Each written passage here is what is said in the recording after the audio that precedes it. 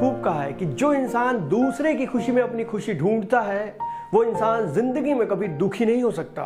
नमस्कार दोस्तों, मैं हूं अंकित और स्वागत है आप सबका मेरे चैनल पे।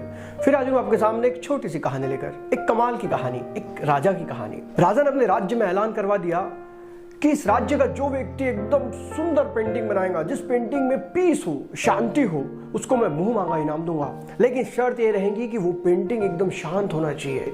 उस पेंटिंग को देखने के बाद ऐसा लगे कि कितनी घोर शांतता है। राज्य में ऐलान होने के बाद बहुत सारे पेंटरों ने अपना नाम लिखवाया पेंटिंग बनाने के लिए और कंपटीशन का दिन आया।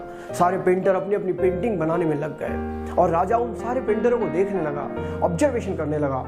बहुत सारे लोग भी वहां जम गए और जब अंतिम राउंड आया तो 2 पेंटिंगों को शॉर्टलिस्ट करके सामने बोर्ड पर लगा दिया गया और लोगों से कहा गया कि अब तुम इन 2 पेंटिंगों को देख लो, क्योंकि उसके बाद हम अपना निर्णय लेंगे कि सबसे शांत पेंटिंग कौन सी है। और लोगों ने उस पेंटिंग को देखना शुरू किया। जो पहली वाली पेंटिंग थी वो बहुत ही लाजवाब थी। एक सुंदर सी सफेद पानी की झील, पानी इतना साफ कि पानी के अंदर के पत्थर आराम से दिख रहे थे और झाड़ों की परछाई उस पानी में नजर आ रही थी। झील के आजू बाजू बर्फ ही बर्फ के पहाड़ बने हुए थे और आसमान में रुई के छोटे छोटे बादल। उस पेंटिंग को देख के ऐसा लग रहा था कि बस यही पेंटिंग लाजवाब है और इसे ही इनाम मिलना चाहिए। और सारे लोगों के मन में आ गया कि बस ये पेंटिंग को बिल्कुल इनाम मिलने ही वाला है।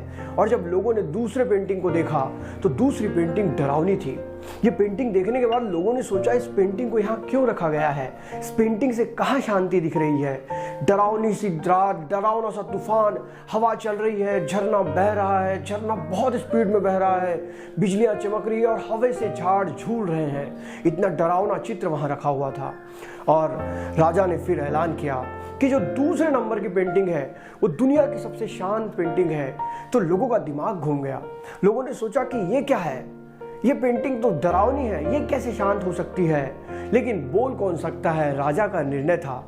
लेकिन वो पेंटर जिसने पहली पेंटिंग बनाई थी उसने हिम्मत करके राजा जी से कहा, राजा जी मैंने इतनी सुंदर पेंटिंग बनाई, इसमें इतनी शांतता है, इतना पीस है और आप उस डरावनी पेंटिंग को इनाम दे रहे हैं। तब राजा ने कहा कि तुमने उस पेंटिंग का डरावनापन तो देख लिया, बिजली देख ली, तड़पता हुआ गिरता हुआ पानी देख लिया, गिरता हुआ झरना देख लिया, झूलता हुआ झाड़ देख लिया, लेकिन तुमने ये बात देखी क्या कि उस झाड़ पर एक घोंसला है और उस घोंसले में बैठी चिड़िया अपने बच्चों को दाना खिला रही है।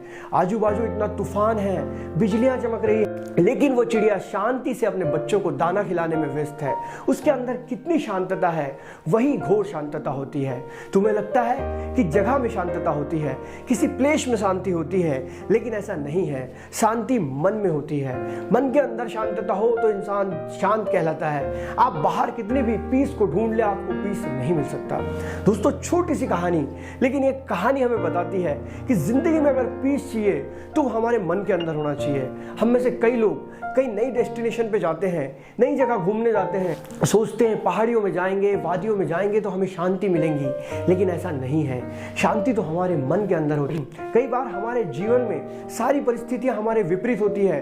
उस वक्त जो अपने मन को शांत रखकर आगे अपनी मंजिल की तरफ बढ़ते रहता है वो मंजिल को अवश्य पाता है। लेकिन उस वक्त हमें विचलित नहीं होना है, अपने मन की शांति को बनाए रखना है। जिस इंसान ने अपने मन की शांति को समझ लिया वो जिंदगी में कभी विचलित हो ही नहीं सकता और अपने मंजिल को अवश्य पाता है।